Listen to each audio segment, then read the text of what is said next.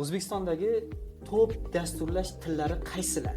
Ya'ni men startap loyiham bor, o'sha loyihani qaysi dasturlash tilida ko'tarsam, kelajak 5 yilda, ya'ni qo'pol qilgan yeb qolmasligim mumkin. Yaxshi savol. Aslida dasturlash tillari ko'p va ularning har bittasini o'zining yo'nalishi bor. Masalan, kompyuter uchun yoki iskusniy intellekt ishlatmoqchi bo'lsangiz, odatda Pythonda yozasiz. Web dasturlashda ikki qismga bo'linadi odatda. Backend uchun PHP ishlatasiz. Frontend uchun u standart bo'lgan, barcha brauzerlar uchun standart, bu JavaScript tili.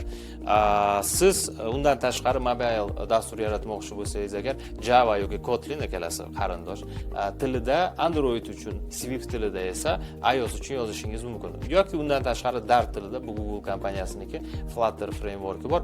U orqali birdaniga ham Android uchun ham iOS uchun yozishingiz mumkin. Shu tillardan bittasini tanlasangiz, sizning dasturingiz nima qilishiga bog'liq. Shulardan bittasini tanlasangiz adashmaysiz.